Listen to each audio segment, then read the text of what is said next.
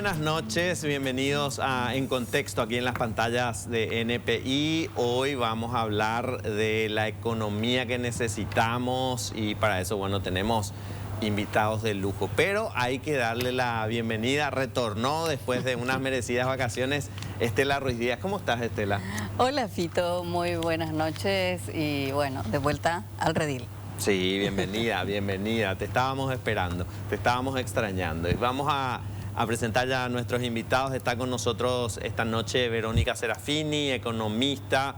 Ella es miembro de CADEP, un centro de estudios sobre economía. Y bueno, nos acompaña esta noche. ¿Qué tal, Verónica? Buenas noches a ustedes y a la audiencia. También está con nosotros Wildo González, economista. Hoy está en una casa de bolsa, pero estuvo en Chile ocupando altos cargos en el Banco Central de Chile. ¿Qué tal? ¿Cómo estás, Wildo? Buenas noches, gracias por la invitación. Nos acompaña también José Molinas, exministro de la Secretaría Técnica de Planificación, miembro del Instituto de Desarrollo, para hablar con nosotros sobre la economía que necesitamos. ¿Qué tal, don José? Buenas noches, Fito. ¿Qué tal? Bueno, y la idea es hablar un poco de la economía que necesitamos para el próximo periodo. Así es, tenemos elecciones presidenciales el año que viene y creo que uno de los grandes temas y que genera controversia en Paraguay siempre es el tema económico. Se habla poco en el debate político, así que invitamos a estas personas para hablar. Y a mí me gustaría arrancar preguntando o definiendo económicamente al Paraguay. Económicamente Paraguay, ¿dónde está posicionado y qué podríamos rescatar lo bueno y lo malo de Paraguay, Wildo? Wildo, sobre todo que tenés esa visión un poco que estuviste en Chile. Pero, ¿cómo definirías económicamente al Paraguay? Bueno, en términos como bien macro, Paraguay es el clásico ejemplo de un país exportador de commodities. Somos bastante dependientes del commodity, como probablemente sabemos, energía y granos. Pero dentro de eso nosotros estamos categorizados dentro de un tipo de economía de ingreso medio en el fondo. Ingreso un poco medio, no tan medio bajo, dependiendo cómo uno quiera medir. Y básicamente estamos dentro de esa categoría. Ahora, dentro de otro tipo de categorías hay diversas formas de medir cuál es el grado de especialización que tiene una economía. Y nosotros, lastimosamente, la mayor parte de nuestros productos, por más que ahora las exportaciones industriales están empezando a crecer bastante en estos últimos tiempos gracias a la maquila y otros elementos, pero seguimos exportando todavía materia prima no procesada. Entonces somos un país exportador de commodities, básicamente, y con niveles de desigualdad bastante grandes, vamos a decirlo, siendo bien sincero. Entonces ese es un tema bastante importante que hay que tener en cuenta. Tenemos un nivel de desigualdad bastante grande, tenemos un nivel de Estado de Derecho bastante débil todavía, tenemos varias reformas que tenemos que tomar para poder avanzar en eso, y de hecho eso es algo que, por ejemplo, que siempre se menciona bastante de lado de afuera, y especialmente cuando viene la agencia calificadora de riesgo, que ponen principalmente el tema del Estado de Derecho y la gobernanza como uno de los obstáculos para que Paraguay pueda tener el grado de inversión, por ejemplo. Verónica. Yo le agregaría a eso que bueno, él dio puso como un problema el de la desigualdad, que tiene que ver con justamente ese modelo económico que no tiene un efecto multiplicador a nivel micro, fundamentalmente en el empleo, y por la vía del empleo también en los ingresos laborales y en los ingresos tributarios. Creo que esos son los grandes cuellos de botella que tenemos para pensar en transitar hacia un crecimiento que nos genere desarrollo, porque en los últimos años, inclusive antes de la pandemia, con 3 o 4% de crecimiento, los ingresos laborales reales cayeron. Nosotros hoy estamos a niveles de ingreso de una década atrás. Y eso tendría que preocuparnos porque tuvimos crecimiento hasta antes de la pandemia. Eso es lo que nos está diciendo, es que por más que crecemos, los ingresos laborales, que son los principales ingresos que tienen las familias en Paraguay, el 85% de los ingresos de las familias proviene del empleo,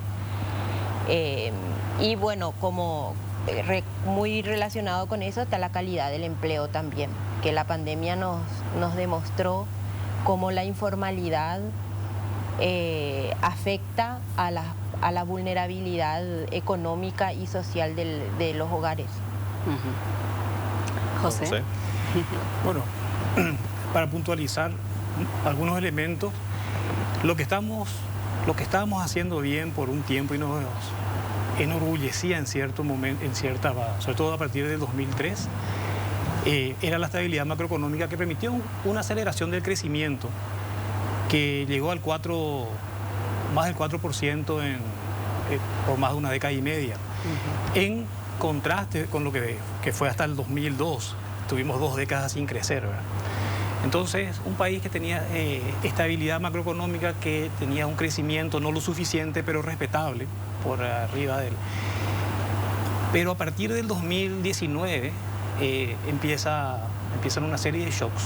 Primero el climático, el COVID, y ahora los externos y climáticos de nuevo, y que nos presenta un desafío donde los elementos de estabilidad económica que antes los teníamos casi por dado, hoy están amenazados, ¿verdad? Entonces, tenemos una inflación alta, hoy del 11%, un déficit fiscal que es más del doble de lo que estábamos acostumbrados a tener.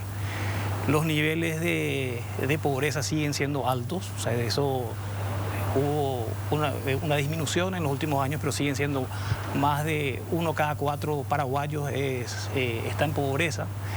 Somos una economía, si bien principalmente urbana ahora, pero es una de las economías en Sudamérica que tiene la mayor proporción de población trabajadora rural. El 37% de nuestra población es rural.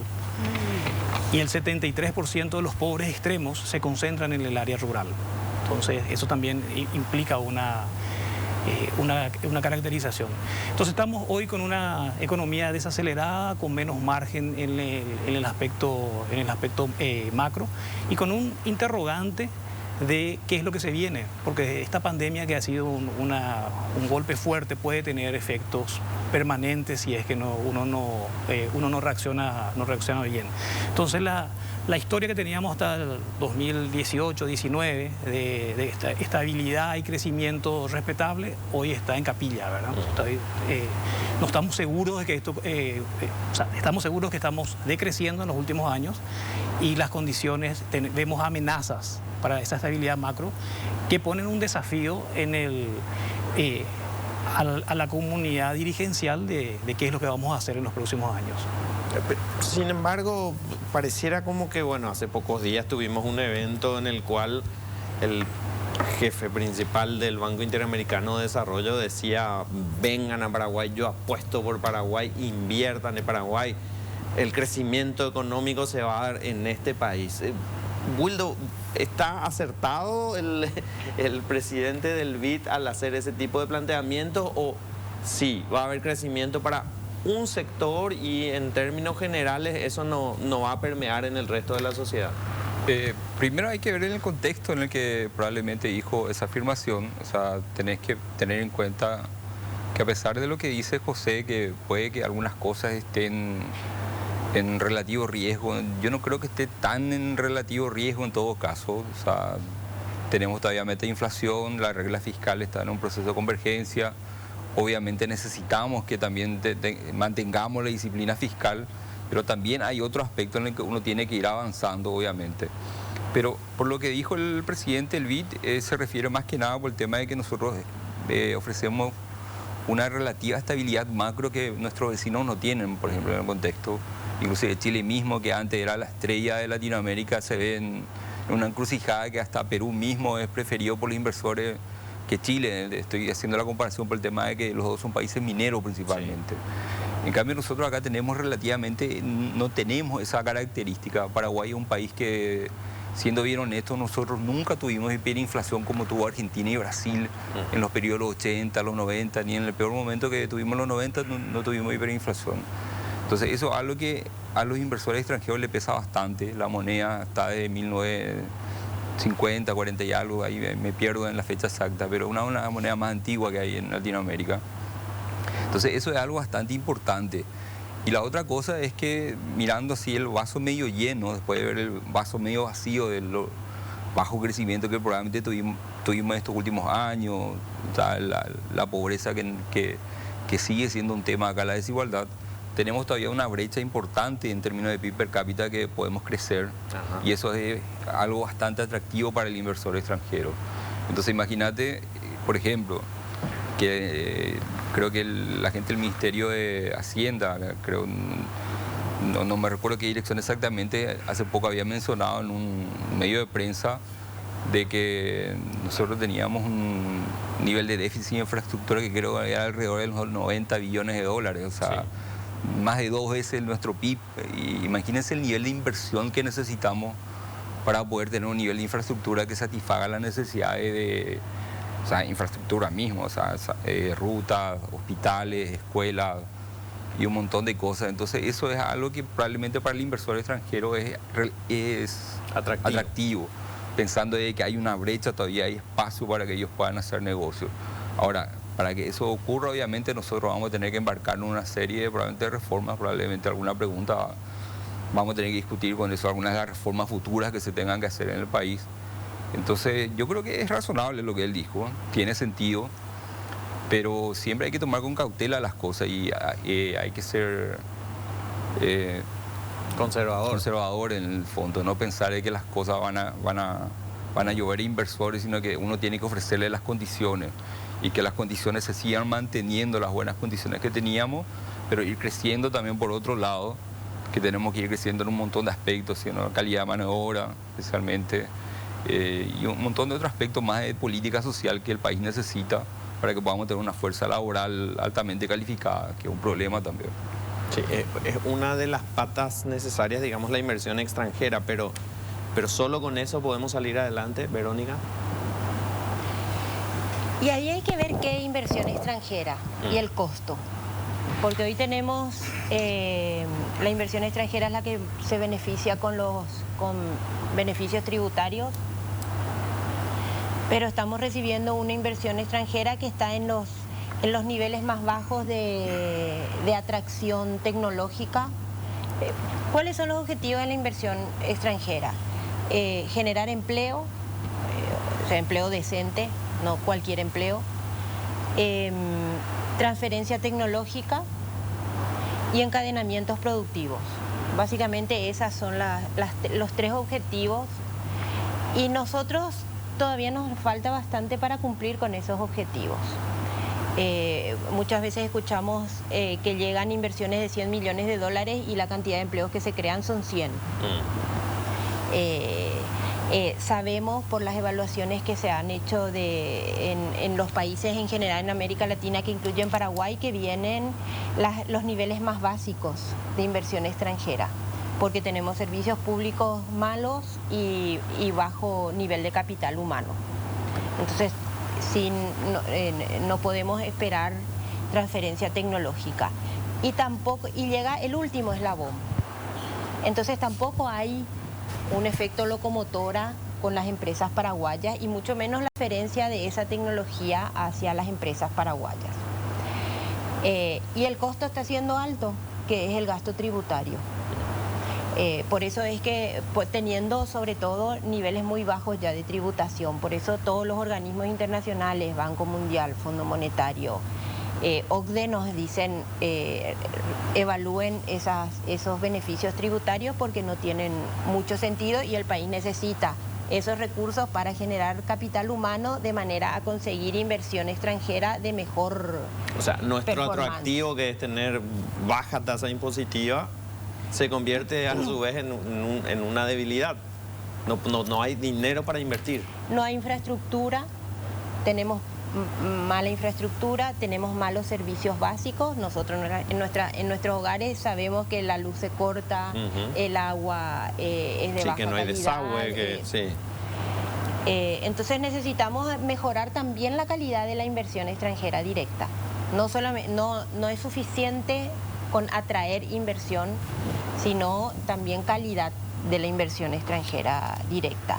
Y para eso necesitamos mejorar todo este contexto, la gobernanza, la seguridad jurídica, el capital humano, la infraestructura. Y bueno, ahí están los grandes desafíos, pero estamos como en un círculo en el que no estamos pudiendo salir porque tenemos que invertir bastante más en lo que estamos invirtiendo. Y yo creo que nos faltan metas claras de también hacia dónde queremos enviar la inversión extranjera directa. ¿Qué es lo que queremos? ¿Cuál es la mayor inversión extranjera en Paraguay hoy? Y yo creo que las últimas es industrialización de soja, que además consume bioenergía, es decir, agua y carbón. Entonces, bueno, hay que también tener eso en perspectiva, que cuáles son los costos de esa inversión. Pero yo creo que las últimas inversiones y las más importantes son industrialización de soja, que tienen también muy bajo valor agregado. Es muy poco, genera poco empleo, tiene muy baja tecnología. Nosotros necesitamos inversión extranjera directa en otras áreas donde se generen mayor cantidad de empleos relacionados con lo que estamos invirtiendo en términos de becal, por ejemplo. Necesitamos conectar todo esto que estamos haciendo y revisar todos nuestros sistemas de incentivos también. Un tema que se habla con frecuencia, y ustedes también lo sacaron acá, es que la estabilidad macroeconómica siempre se elogia en Paraguay, sobre todo con la región que tenemos. Pero también se habla de la preocupación del aumento de la deuda externa, que ya va por el 35% del PIB. ¿Cuál es nuestra capacidad de pago realmente? Una vez leí un artículo de Alberto Acosta Garbarino que me gustó el comparativo que él hacía, que por más que Paraguay tenga estabilidad económica, su capacidad de pago es el punto, ¿verdad? Y con esta estructura impositiva que tenemos, con esta matriz impositiva que tenemos, cada vez nos va a ser más difícil, y eso va a ir en detrimento de los servicios que debe dar el Estado. En el 2023, el gobierno que asuma necesariamente debe aumentar los impuestos, porque con lo que se habla dicen que no, pero ¿es posible mantener el país así, con esta estructura impositiva y con un aumento de la deuda externa, José? Mira, yo creo que lo que señalaste del aumento de la deuda externa, que está ahora al 36%, todavía sigue siendo manejable. Hay un estudio de la CAF que señala que se está dentro de y que hay un espacio todavía para mayor endeudamiento pequeño. Ahí nomás, claro, el espacio que se dice, Alberto Acosta hablaba del almacenero. El almacenero dice que quiere crédito, cree que su problema es el crédito nada más, dice. Pero no le podés dar demasiado dinero al almacenero, porque para que maneje un volumen de dinero tiene que tener capacidad de gestión, tiene que tener honestidad en el manejo, o sea, un montón de factores para que ese dinero se use bien. Los bonos soberanos, por ejemplo, se fueron por las cañerías, o sea, la capacidad de pago de Paraguay, pero ¿cuál es el uso que hacemos de la deuda que adquirimos? No, evidentemente que yo quiero separar las dos cosas, ¿verdad? Uno es la sostenibilidad y la capacidad de endeudamiento, que todavía tenemos un pequeño margen. Eso para mí está claro. Ahora, el otro aspecto, el que señalás, el de la gestión pública, que tiene que ser más eficiente, que el gasto tiene que ser de mayor calidad, hay muchísimo para mejorar, pero muchísimo, ¿verdad? O sea, nuestro sector público es un sector público que no trabaja muy bien en forma coordinada, no trabaja con un enfoque territorial en forma efectiva, y la calidad del gasto tiene una posibilidad a mejorar con mayor transparencia, eficiencia. En ese sentido, son dos elementos que están allí presentes, de la misma manera que estos elementos de alerta. Ahora, el aumento de la deuda externa nos resta posibilidad de maniobra. En el 2011 teníamos un 8% de endeudamiento. Vinieron shocks de crecimiento y se pudo invertir en infraestructura a un ritmo más acelerado. Esa posibilidad ahora ya no está.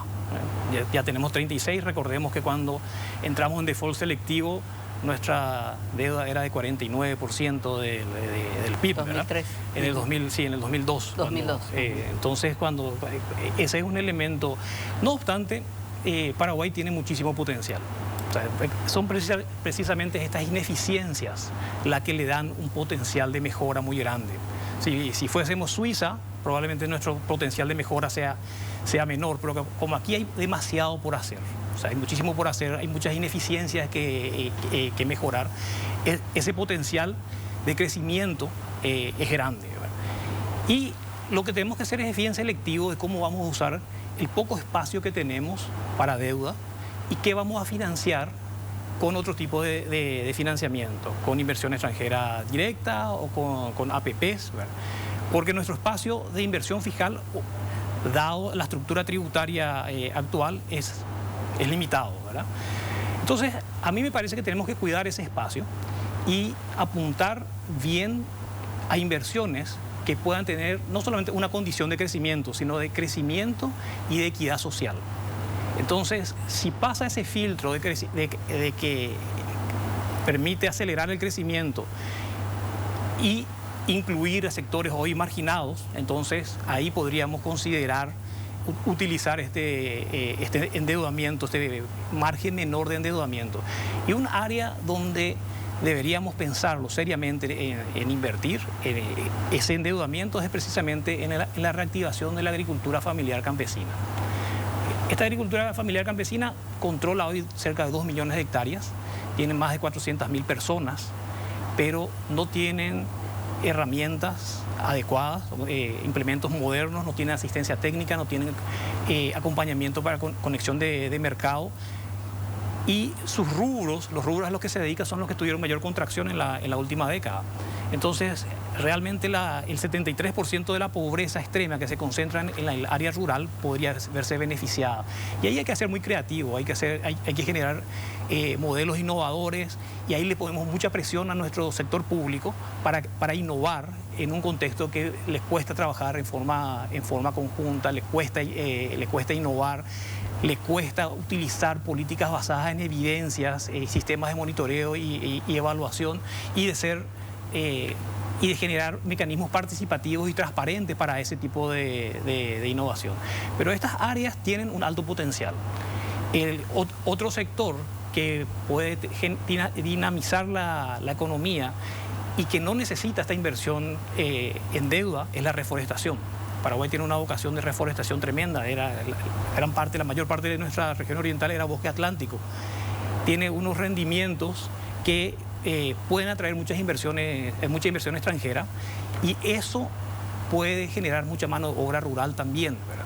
Y sobre todo si se combina las tierras ganaderas con una modalidad silvopastoril, uno aumenta la intensidad de utilización de la tierra, genera menos incentivos para hacer el cambio de uso de suelo, que es lo que genera el desgaste, sí, la deforestación, y captura carbono con esa reforestación, y esto es muy rentable en términos privados y puede captar un flujo de inversión extranjera que genere ese empleo, ¿verdad? Entonces, debemos identificar nichos y acciones donde invertir y ser muy cuidadosos con qué fuente lo vamos a financiar.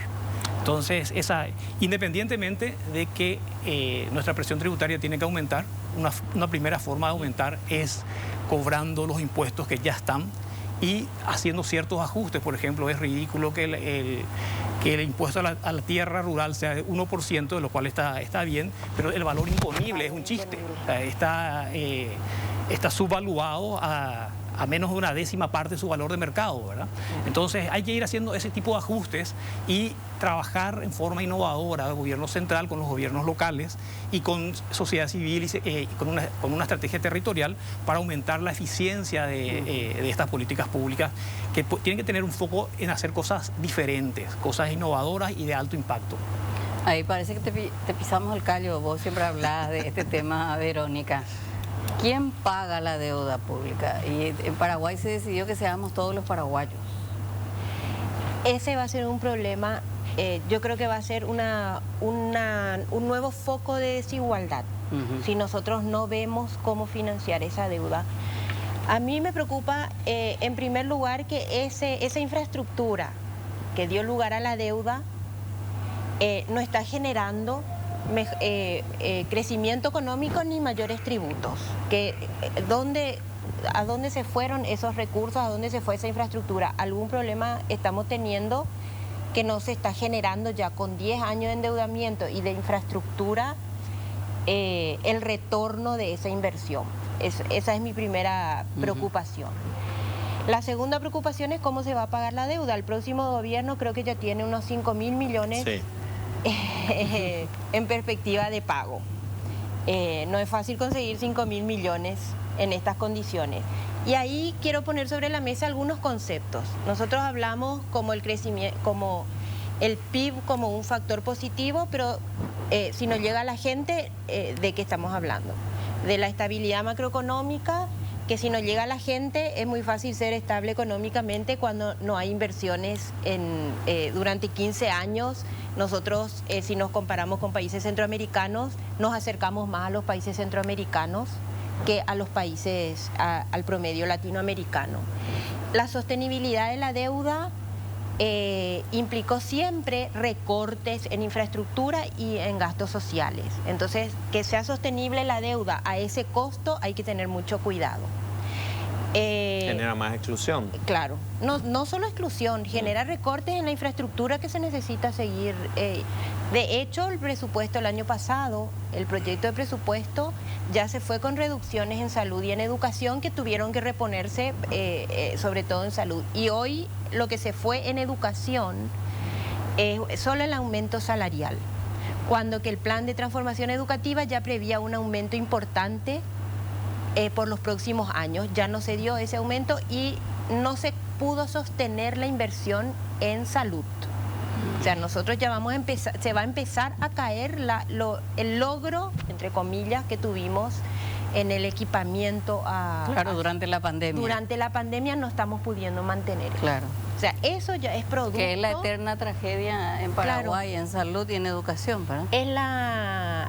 Y además de que salud tiene un problema de endeudamiento en los hogares no pueden tampoco seguir con sus emprendimientos. O sea, hay un círculo vicioso al no solucionar estas cuestiones que tienen que ver con la posibilidad con la capacidad económica de las familias de salir por su propia cuenta. Entonces yo creo que también tenemos que ajustar estos conceptos. Las APP, José, tenemos las recomendaciones, nos dicen que tenemos que contabilizar como deuda las alianzas público-privadas. Porque la alianza público-privada, alguien paga eso, o se paga en tarifa o se paga con garantía estatal. Entonces también es una deuda. Yo creo que es importante que pongamos todo esto para poder discutir. Y sí, es preocupante porque la deuda, porque ahí tenemos otro, el concepto que usamos siempre, o el indicador que usamos es deuda con respecto al PIB. Y en realidad en un país como Paraguay tenemos que usar ingresos tributarios con respecto a deuda. Claro, o sea, tenemos ¿de dónde van a salir los fondos para pagar la deuda? Estamos usando indicadores que ya nos han demostrado que no son buenos en términos de finalmente cambiar la realidad de la gente.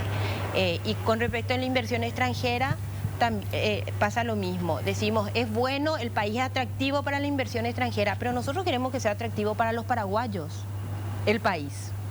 No que sigamos expulsando migrantes por la pobreza.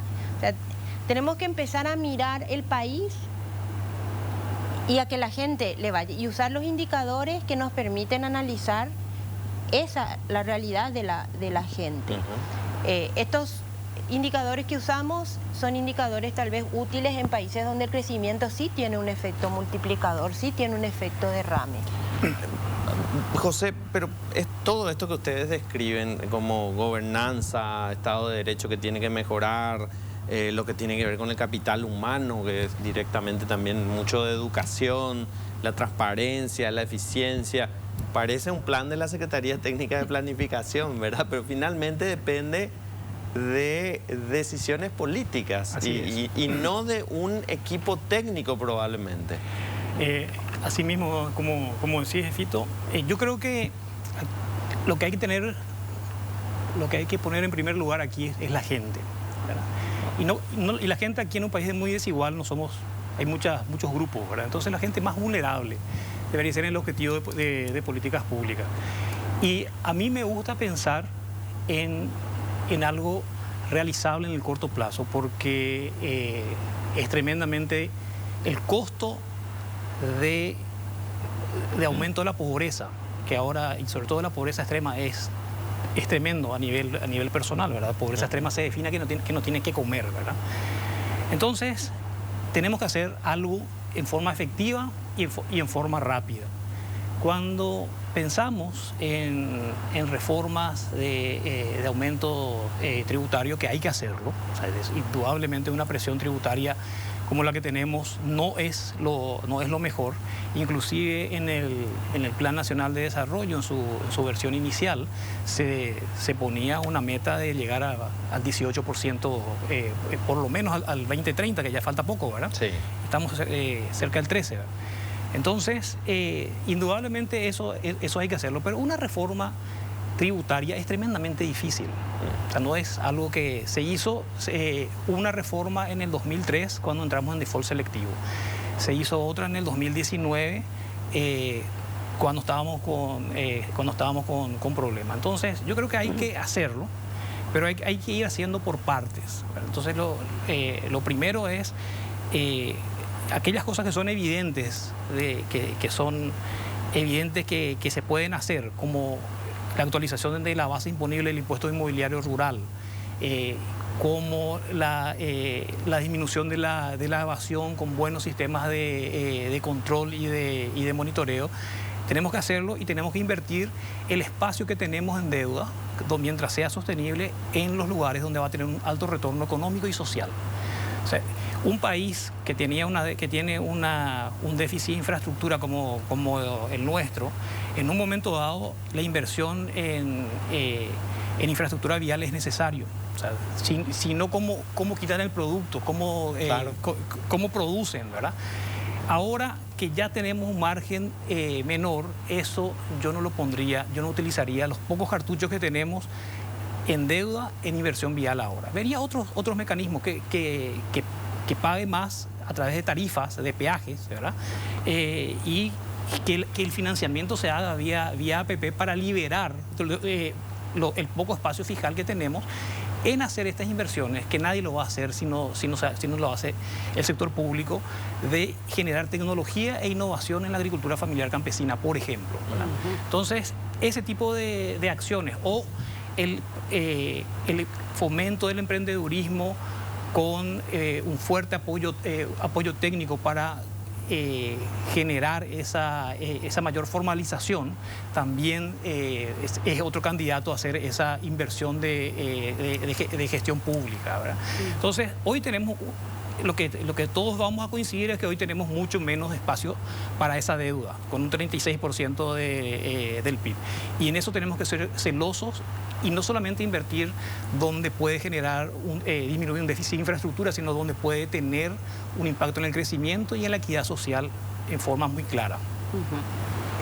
Wildo, ¿tenés una opinión sobre esto? Sí, mira, principalmente coincido con todo lo que está diciendo José Verónica, pero yo creo que hay algo súper importante que hay que tener en cuenta, y yo creo que es un desafío que va a tener el gobierno que llegue, y van a ser para mí por lo menos son 3 reformas que yo sé que el Ministerio de Hacienda ya envió. La reforma de la regla fiscal, para que justamente podamos seguir teniendo ese espacio fiscal. Es importante mejorar la ley de responsabilidad fiscal que tenemos. Y hay varios aspectos que podrían ser debatibles y podrían ser bastante interesantes, por ejemplo, crear un fondo de estabilización, por ejemplo, para poder tratar de minimizar la volatilidad que tenemos con respecto a los ingresos, que a veces depende mucho del ciclo del clima y otra serie de cosas. Y algo que yo creo que es bastante importante y ligado mucho a lo que está diciendo Verónica, que está diciendo José, es el tema de la reforma del sistema de pensiones. O sea, nuestro sistema de pensiones es un sistema que estamos en un periodo que yo creo que es bastante crítico, porque ahora hay que hacer la reforma en un periodo que podría ser beneficioso todavía para un porcentaje alto de la población. Muchas de las acciones de formalización, de mejorar el gasto social, tiene que pasar por un sistema de protección social mejor armado. Y ahí el IPS tiene que tener otro tipo de rol. O sea, las pymes son las que dan mayor empleo, pero el dueño de la pyme no tiene seguridad social, por ejemplo. No tiene IPS. Entonces vos le tenés un tipo que da empleo, el 80, el 90% de empleo de pyme, pero al jefe, el tipo que da el empleo, no tiene jubilación. Y le estás pidiendo encima que pague jubilación para algo que probablemente el empleado no quiere porque no le ve futuro al sistema que tiene ahora. Entonces eso es un tema de que se tiene que tratar y probablemente mucho del espacio fiscal se va a lograr sin necesariamente hacer una reforma demasiado intensa en términos de incremento de impuestos, sino que probablemente tratar de incorporarle mucho más a gente en términos de beneficio de los bienes públicos que hay. O sea, que se formalicen. Sí, porque ahora, en el fondo, cuando uno empieza a estudiar economía, ¿qué es lo que uno piensa en los bienes públicos? Educación, salud y seguridad. Ahora no tenemos ninguna de las 2 cosas, ni de las 3 cosas. Entonces, si vos pensás formalizar a la gente, tenés que darle acceso a los bienes públicos. Y educación, tenemos un espacio gigante para mejorar por educación. Entonces, se tiene que hacer una reforma educativa. Nuestra calidad de mano de obra no es la adecuada. Entonces, también por la parte de pensiones, no tenés algo que les puedas ofrecer a la gente.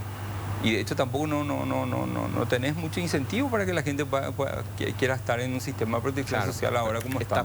Solo que estás planteando, Wildo, una papa caliente para los políticos, ¿verdad? Vos decís sistema de pensiones y ni siquiera hace falta que digas reforma. Sistema de pensiones decís y ellos... No sé, no quieren hablar del tema, ¿verdad? Y va a explotar en el próximo gobierno. Sí, pero pensándolo más es que siempre los primeros años de un gobierno son ellos tienen más capital político. Entonces los primeros 2 años del gobierno que entre va a tener que tomar ese tipo de reforma. Va a tener que tomar la reforma de la regla fiscal, que le va a tener que permitir tener un poco más de espacio en el fondo y un poco más de orden dentro de todas esas cosas. La reforma en el sistema de pensiones. Y otra cosa también el tema de la reforma de la parte de la no me recuerdo cómo se llama el proyecto de ley de funcionarios públicos. Sí, la función pública. De la función pública. Carrera de la función la carrera de la función pública. Para que de alguna forma también y la ley de compras públicas. Y la ley de compras públicas, para que de alguna forma también el Estado empiece a ser más eficiente. Entonces, esas son 3 cosas mínimas para mi gusto que debería hacer un gobierno, entrar en los 2 primeros años de gobierno. O sea, donde yo por lo menos gastaría mi capital político si es que entro, es ahí. Porque eso es lo que debería ser. Si tenés ganas de cambiar. Y es que yo creo que no es que tenés que tener ganas de cambiar, tenés que cambiar, porque si no no va a crecer, va a tener más pobreza, va a tener más desigualdad. Más problemas. Y más problemas. No, y lo que mencionó Wildo de paso, pero es central, es que ahora todas estas conversaciones nos estamos concentrando en el corto plazo. Pero si miramos desde el 2003 que vino este proceso, ya estamos en el largo plazo desde ese entonces, ¿verdad? Pasan 20 años. Y nuestro sistema de educación y de salud, realmente, si no reformamos y si nos atacamos en forma estos 2 sectores de capital humano, no vamos a poder avanzar hacia esa economía del conocimiento, que sabemos que va a ser el motor, los países que no arranquen con este motor se van a quedar atrás. Y hoy, probablemente nuestro sistema educativo sea uno de los peores del mundo, ¿verdad? O sea, el 94% de acuerdo a nuestras pruebas nacionales del SNEP, que no reúnen los requisitos mínimos, 92% de acuerdo a PISA. Si eso no es crisis, ¿qué es crisis, verdad? Crisis. Entonces, básicamente, ni siquiera los ricos se salvan, ¿verdad? Porque el 25% más rico tienen 80% de sus niños aplazados de matemáticas, ¿verdad? Entonces, independientemente de a los colegios que van, ¿verdad? Entonces, si no corregimos eso, y ahí implica recursos, no hay forma que con un 2,8% que se destina a la educación del PIB se tenga una educación mínimamente de calidad. Claro, ¿verdad? Pero los cambios que ustedes están planteando, las reformas que son necesarias, se pueden hacer con un gobierno conservador, en el sentido de seguir la inercia y de no hacer cambios valientes, corajudos o como se les tenga que llamar, no sé. Así como están las cosas, con una clase política que lo que busca es mantener el status quo lo máximo posible, ¿se pueden lograr estos cambios, Verónica?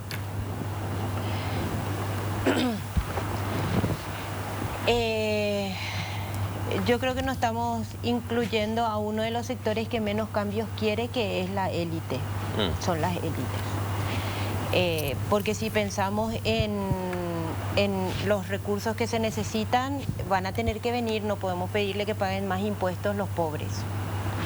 Si pensamos en reforma de contrataciones públicas, la mitad de los problemas están en las compras públicas, que se compran en el sector privado. Claro.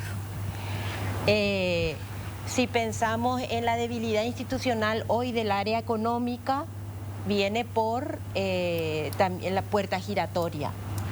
Intereses muy fuertes de ministros que entran, salen, van y vienen,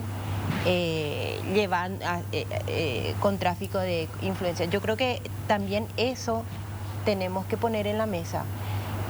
No es solamente una cuestión del gobierno que gane y de la valentía o de que sea conservador o no, sino de la capacidad. El impuesto inmobiliario afecta a un sector de élite, claro. Que no está dispuesto a pagar, a pesar de que tiene recursos y de que tiene alta rentabilidad gracias a esos recursos. Entonces, más allá de poner el problema en quien gane, hay un sector que es el que también pone límites a los cambios y a las reformas. Y también hay que sentarse, ellos se tienen que sentar en la mesa junto con el resto, porque hoy y todo este estado de la situación es producto de negociaciones con ese sector. Estos últimos años ellos son los que se han sentado en la mesa a negociar casi todo.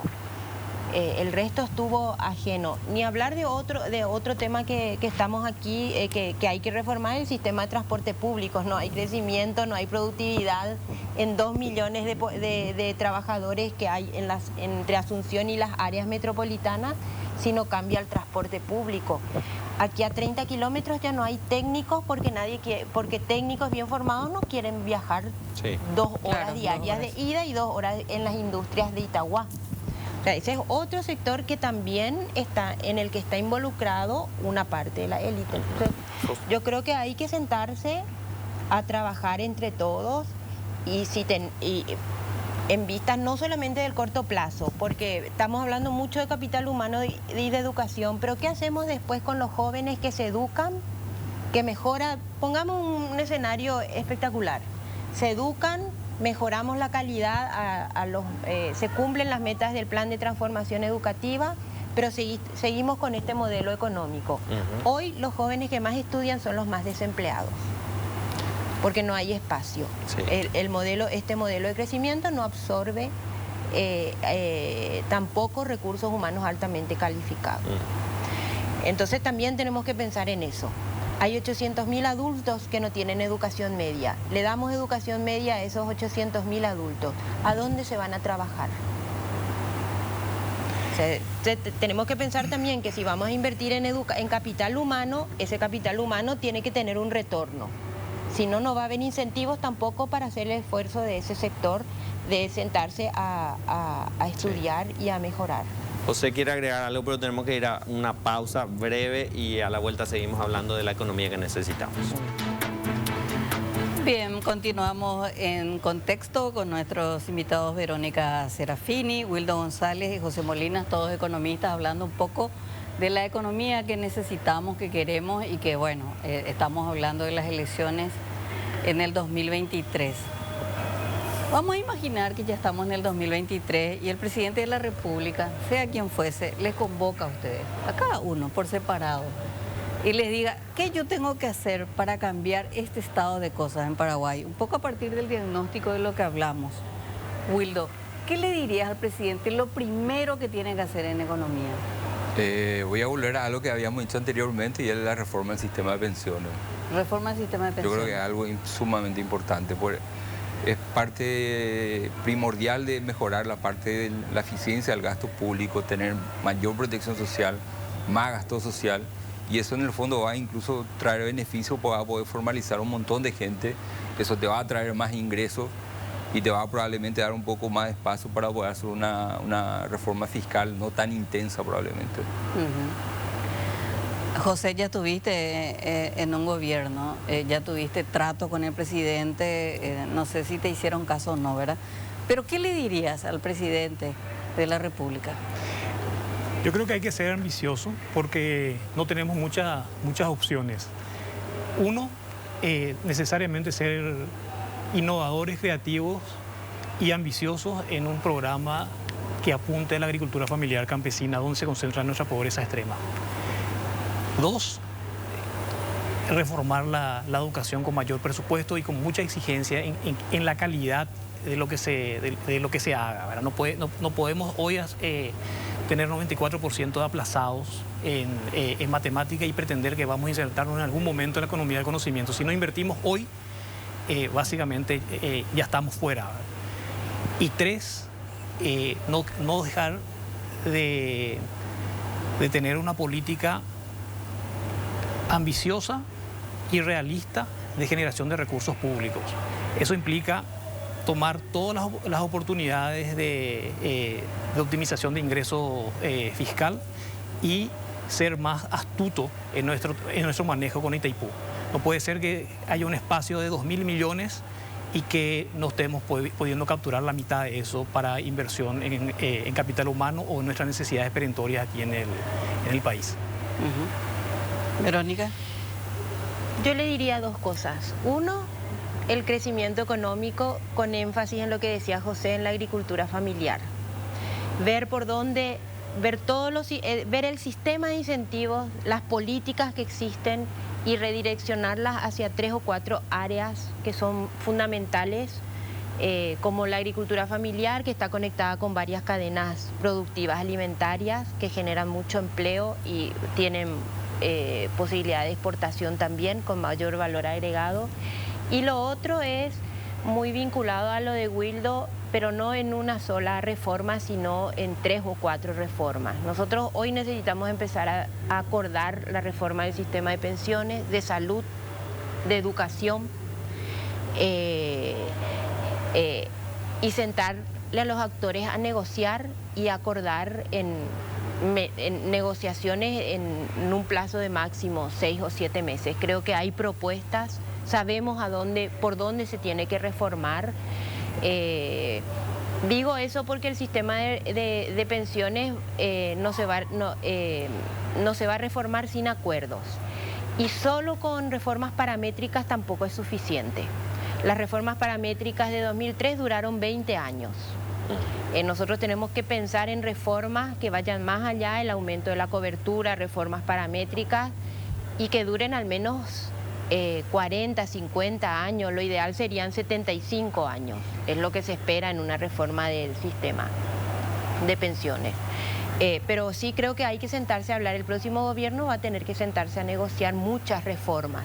Algunas saldrán y otras tendrá que haber dejado el camino hecho para el siguiente. Pero en los próximos 10 años nosotros necesitamos cambiar nuestro país radicalmente en muchos ámbitos y el próximo gobierno va a tener la responsabilidad no solo de cambiar ciertas cosas, sino de iniciar los cambios que otros gobiernos, pero tenemos que empezar a mirar de aquí a como mínimo 10 años en cualquier reforma.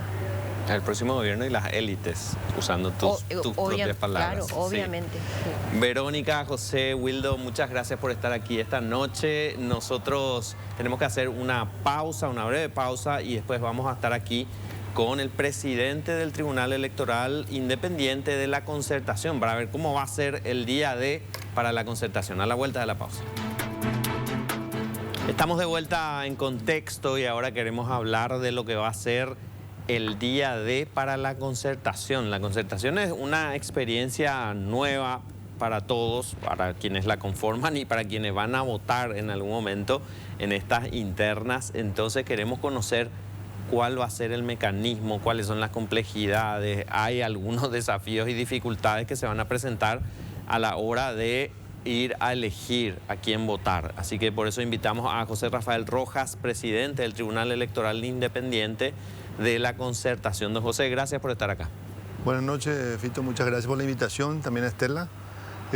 Yo creo que vamos a tratar de dilucidar, como vos bien lo dijiste, esta es una experiencia nueva, nosotros también estamos aprendiendo, uno va analizando el contexto de la norma y se da cuenta de muchas cuestiones que probablemente con el tiempo hay que corregirlas, ¿verdad? Yo digo que la concertación en la forma que está formulada está hecha para todos los cargos y no para algunos cargos y otras fuera del marco de la concertación. ¿Qué es lo que nos lleva hoy a generar esta pequeña gran confusión de la ciudadanía, de cómo finalmente se va a votar, en qué escenario se va a votar? Entonces, esto se da justamente por eso, porque hay cargos que dentro de la concertación finalmente no se va a votar, ¿verdad? Y tendrán que votarlo a la interna los partidos. Y esto también nos lleva hoy a que de los 25 partidos que originalmente conforman la concertación, hoy digamos que dentro del espectro del día D van a votar solamente 4 partidos. Van a hacer su interna dentro de la elección propiamente dicha de la concertación y que votarán todos los cargos concertados. El resto de los partidos finalmente no tienen interés probablemente y lo van a hacer su interna fuera de la concertación, ¿verdad? Entonces yo creo que esa es consecuencia un poco de la... Claro, lo que queremos un poco es que este programa sea bastante didáctico. Sí. Didáctico. Vamos a imaginarnos que estamos el 18 de diciembre Sí. y la gente que va a ir a votar. Dentro de la concertación están habilitados todos los paraguayos de cualquier partido político para votar por la dupla de la concertación si así lo decide, Sí, ¿verdad? correcto. Solamente por la ¿Todos? lista presidencial. No, también gobernaciones, Vamos a ver. diputaciones y juntas. Presidencia, Gobernaciones. gobernaciones, Diputaciones y juntas Diputaciones. departamentales. y juntas. Así mismo. Primero una pregunta, el padrón, Sí, ¿incluye a los colorados o no? incluye.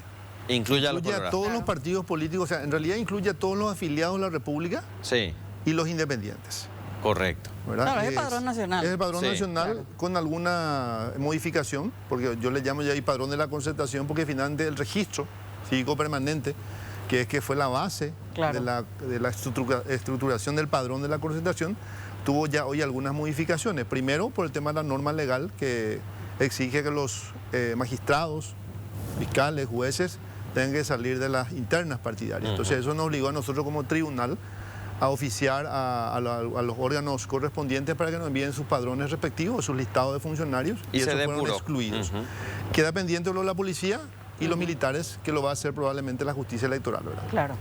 Pero el resto va a estar dentro del padrón de la concertación. Ok. O sea, está bien.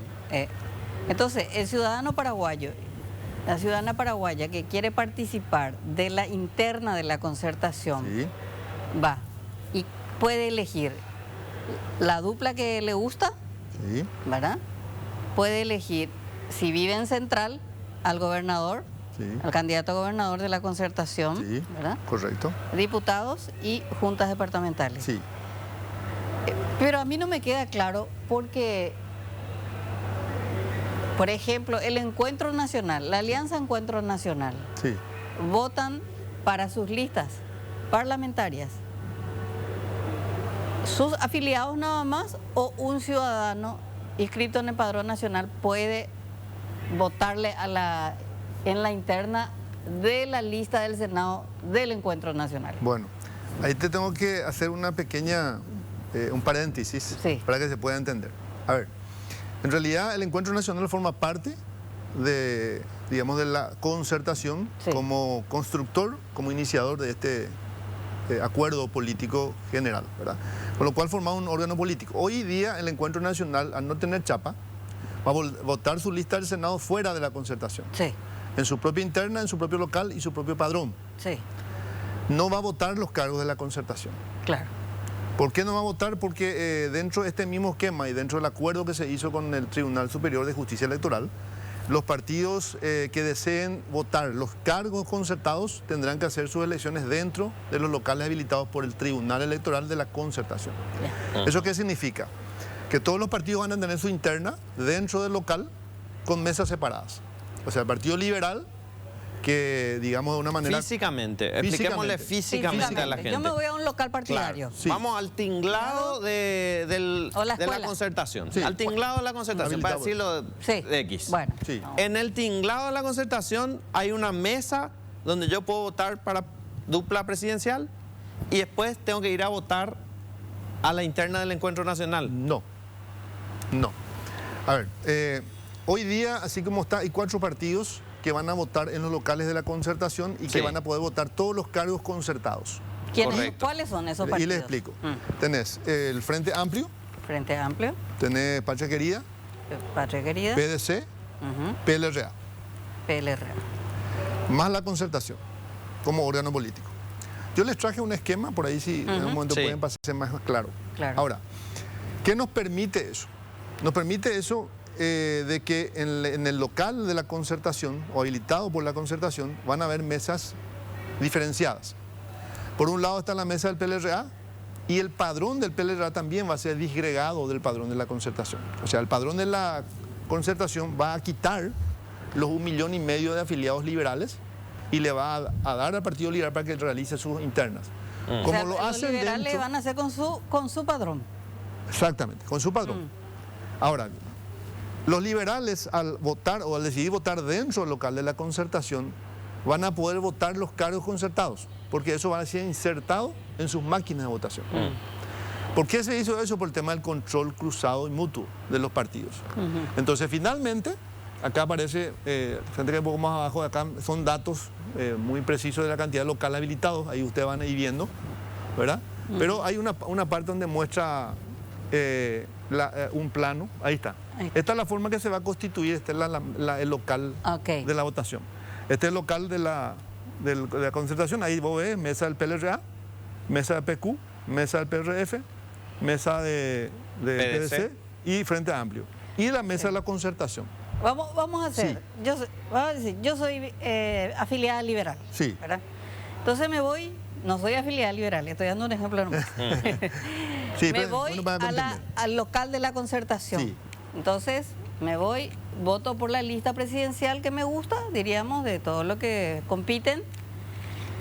Pero como afiliada liberal me tengo que ir a mi mesa del PLRA para votar por los otros cargos. Por todos los cargos. Por todos los otros Claro. cargos. Un liberal o uno de estos partidos que vayan Sí. al local de la concertación vaya a votar a su mesa Ajá. y a votar por todos los cargos. Por en su todos los máquina cargos. va a estar el candidato a presidente de la República, el Claro. candidato a senador, el candidato a gobernador, el de Claro. diputado y la Junta Claro. Departamental. Claro. Que no lo van a tener los partidos que no estén acá. Claro. A ver, Ahora, entonces... Fito, sí, para seguir con sí. el mismo ejemplo. Yo, Estela Ruiz Díaz, no estoy afiliada a ningún partido, por lo tanto jamás participé Sí. en toda mi vida cívica en ninguna interna partidaria. Pero decido el año que viene, participar Sí, en la interna. en la interna. Sí, y correcto. digo, bueno, yo me quiero ir a elegir la dupla presidencial que me gusta. Correcto. Me voy Y votan en la po- mesa de la concertación. voto en Las la mesas mesa de verdes. la concertación. exactamente. En la mesa verde. Mesa verde. Pero como yo no estoy afiliada a ningún partido político integrante de la concertación, yo no podré elegir a mi candidato a gobernador, a diputado, a junta departamental. No, de hecho, Estela, ninguna persona, por el sistema electoral que nosotros propiciamos en el Paraguay, en realidad ninguna persona luego que no esté afiliado vota cargos hasta las elecciones nacionales. Ujú. Porque en las internas solamente votan los afiliados. Ya sé, pero el padrón nacional pues se usa en la interna de la concertación. No, Para por los cargos concertados. Para los cargos concertados. Claro. Solo los cargos ¿Y concertados. Ahora, cuáles son los cargos concertados? Hoy tenés presidencia de la República, Ajá. ¿verdad? Y tenés gobernadores. Gobernadores. Sí. En algunos distritos, diputados y juntas. Claro. Son 8 distritos. Donde van a votarse también, aparte de eso, junta y aparte de eso, diputados. Ahí sí van a poder votar los independientes, a los candidatos de cualquier partido político o de los partidos que propiciaron candidatura a través de la concertación. ¿Y ustedes ya o a tienen través la del lista tribunal. de los gobernadores concertados? Sí, tenemos. Acá tenemos, si va un poco más atrás, va a tener la cantidad de movimientos inscriptos y también la cantidad de... Nosotros tenemos candidaturas a gobernador en 17 departamentos, 17, sí.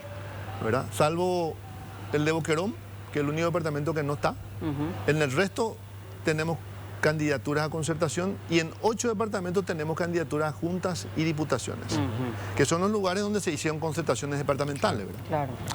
Central no tiene concertación para la gobernación. Para gobernación sí tiene. Tiene, Gobernación todos los departamentos. correcto. Diputación y junta departamental a la que se circunscribe a 8 departamentos. Quiero volver a la otra diapositiva, Sí, porque esta sería supuestamente la disposición dentro del local. Sí. sí. Así van a estar las mesas Así dentro van del a estar local. las mesas. Entonces, en el ejemplo que daba Estela, independiente, no está inscripta en ningún partido, no está afiliada a ningún Sí. partido, va directamente a la mesa verde y vota por la dupla y por Sí. el gobernador. Así mismo.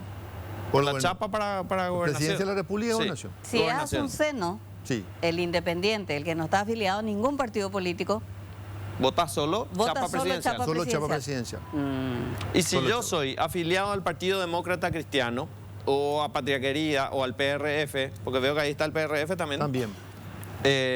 Si yo soy afiliado al PRF, voy y voto para la chapa presidencial, Sí. Gobernación. gobernación, Diputados y senadores y juntas no. no. Votan sus propios candidatos Pero del PRF. yo soy afiliado al PRF, Sí. suponiendo que sea Sí. afiliado al PRF. ¿Y dónde voy a votar para mis candidatos a diputados? En esa mesa del PRF. Ahí mismo entonces. Solo ahí, sí. Ahí. La única diferencia en este caso es que ante esta circunstancia, porque esta circunstancia también es nueva, Sí. esto se da a partir de la última resolución del Tribunal Superior Claro. de Justicia Electoral, que como yo siempre digo, ellos son los que tienen son los intérpretes normativos. Nosotros no coincidimos con eso porque creemos que es contrario a lo que ellos resolvieron primero. Pero bueno, es lo que se resolvió, es lo que tenemos hoy y es lo que tenemos que someternos, ¿verdad? Entonces, esta estructura que se plantea acá, se plantea justamente porque estos partidos no les está permitido usar el padrón Claro. del registro cívico permanente, solo la concertación. Claro. Entonces, naturalmente, ante esa circunstancia, como hay cargos no concertados, por eso yo le mencionaba al Sí, inicio, claro. que la concertación fue hecha o formulada para todos los cargos, no para esta circunstancia. Esto nos obliga a esta situación en particular, ¿verdad? A que tengamos que disgregar los padrones de los partidos, porque estos partidos y la mayoría de los partidos que integran la concertación tienen cargos partidarios. Claro, lo que hay que, me parece que explicar bien es que no es que uno cambia de urna para votar. Es decir, no es que yo me voy a votar en esta urna electrónica, no sé cómo se llama ahora, máquina de Máquina de votación. Sí, votación. máquina de No votación. es que voy ahora a esta mesa, a esta máquina de votación para elegir al presidente. Sí. Y me voy a otra máquina de votación para elegir a los demás cargos. Así mismo. Yo me Directamente voy. en la mesa la que te habilita. Según tu afiliación o tu no afiliación, si soy independiente, liberal, febrerista, patriaqueridista, Frente amplista. PDC, PPQ. o PPQ, etcétera, uno llega al local de votación y tiene que mirar bien en un cartel, seguro que van a poner bien grande así, afiliados a Patria Querida, Sí. afiliados a PLRA, afiliados y entonces uno va porque quiere participar de la interna de ese partido. Correcto. Y en esa máquina de votación están todos los cargos, Todos los cargos que me concertados. habilitará a Sí, mí. concertados y partidarios. Claro.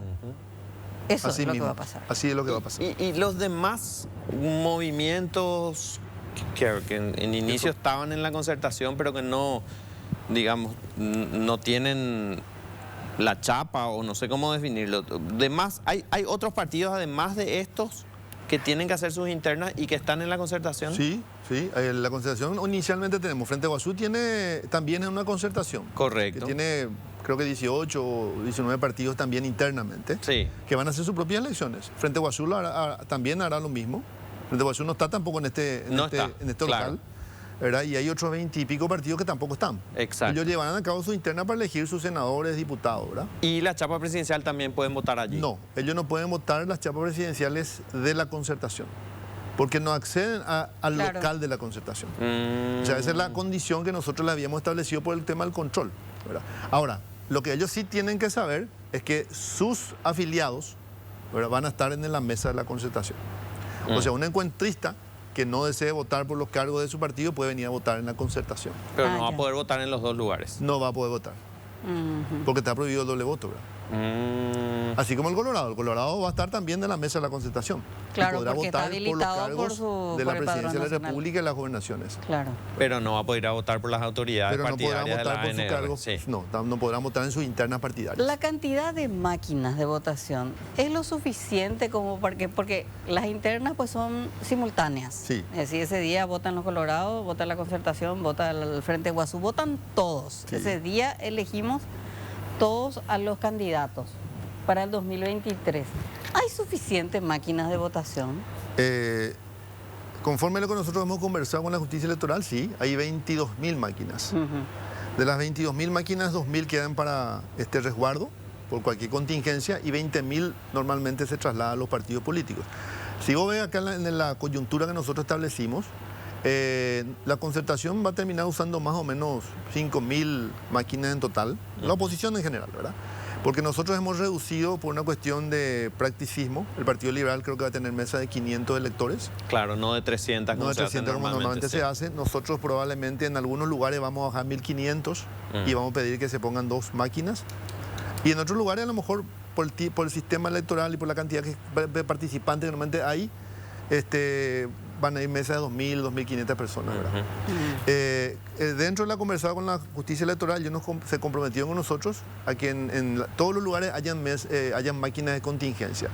Por ahí se necesita instalar dos urnas electrónicas, o sea, 2 máquinas de votación. Se instalarán 2 máquinas de votación en aquellos lugares donde haya cantidad de gente esperando a votar y cosas así, o aglomeración de gente, se van a instalar más máquinas. Entonces, volviendo nomás, porque es tan interesante ver otra vez la disposición esa que teníamos recién de las mesas. Si yo soy afiliado de cualquiera de los partidos de la Alianza Encuentro Nacional, Sí. que tienen candidatos al Senado, a la Diputación, y quiero votar por ellos, pero también quiero votar por la chapa presidencial, no voy a No, poder hacerlo. no podrá votar. Tengo que elegir a qué voy a votar ese día. Sí, así mismo. O me voy y voto para representantes del Congreso, que es una alianza, Sí, o me voy y voto por la chapa presidencial, por la dupla. así mismo. Así mismo. Eso es, digamos, algo que lo que estableció la justicia electoral a ustedes les cercenó, digamos. Yo creo que finalmente, como yo siempre digo, la justicia electoral había establecido principios dentro de la resolución. O sea, yo creo que la resolución, cuando se emite la resolución de la concertación, no es que se aprobó la concertación nomás, se aprobaron principios electorales. Que no sé por qué razón después se termina cercenando, porque finalmente la concertación es un órgano político, como cualquier otro partido político. No sé por qué tiene la diferencia de poder usar el padrón nacional, o sea, el registro cívico permanente, y no los demás partidos. Porque se planteó en un momento determinado que los partidos que integraran la concertación, para que se facilite esto, puedan utilizar el padrón de la concertación. Entonces, al utilizar el padrón de la concertación, todo el mundo iba a votar en la mesa de la concertación. Pero cuando la justicia electoral le prohíbe a los partidos hacer eso, entonces automáticamente esto se genera este inconveniente. Y nos obliga a nosotros a tener que hacer esto. ¿Verdad? O sea, Entonces, Katia González, por ejemplo, no le va a poder votar a A Soledad Soledad. Núñez. no le va a poder votar. No le va a poder votar. Si vota en su interna, ¿verdad? Claro, ahí se complica, claro, se complica el panorama, Sí. porque, qué sé yo, una persona que quiera Pero por para fin, mí por primera es vez una votar. amputación de derecho. Y sí, porque en la práctica sí. Y sí, porque yo soy afiliada al Encuentro Nacional y quiero definir la chapa de la concertación porque mi partido está dentro de la Claro. concertación. Yo no voy a poder No. elegir a la chapa presidencial. Es un Juan, absurdo. Y la solución era esta, que ellos se acoplen también a lo votar en el local de la concertación. Pero ¿de quién dependía? De ellos. ¿De quién? ¿Del partido? ¿De la todos los alianza? partidos, de ¿Y- todos los ¿Y por qué partidos. no aceptaron eso? No sé. Hay comentarios, rumores que uno escucha, ¿verdad? Pero Entonces no es la justicia electoral la que entonces se no es un problema de la no, justicia no, electoral. no, no, no. A ver, cuando se planteó, o sea, cuando se amplió y se utilizó el registro cívico permanente, todos los partidos iban a usar el padrón de la concertación, iba a ser la interna una sola, que iba Sí. a ser la concertación. Cuando la justicia electoral modifica eso y dice, no, ustedes tienen que hacer. Lo que pasa es que cuando la concertación se formula solamente para presidencia de la República y gobernadores, y no los demás cargos, Sí. es donde se rompe un poco el esquema de la concertación. Entonces necesariamente tiene que haber internas partidarias. Sí.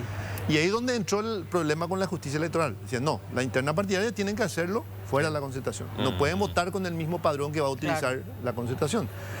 Entonces ahí hubo, digamos, las grandes diferencias que se fueron dando. Nosotros encontramos esta solución, que es invitar a los partidos que integran la concertación a que vengan a votar o a hacer su interna dentro de los locales de concertación por un montón de cuestiones. La primera es el control mutuo. Sí. Claro. O sea, nosotros no tenemos capacidad de tener, digamos, delegados electorales que vayan digamos, fiscalizar las elecciones de todos los partidos políticos y además, digamos, la gran duda que genera el tema de que la gente pueda cargar nomás las urnas, ¿verdad? Finalmente, si no hay control, ¿verdad? Y dentro del marco general, el más peligroso de eso es el Partido Liberal, porque tiene 1,5 millones de afiliados. ¿verdad? Claro.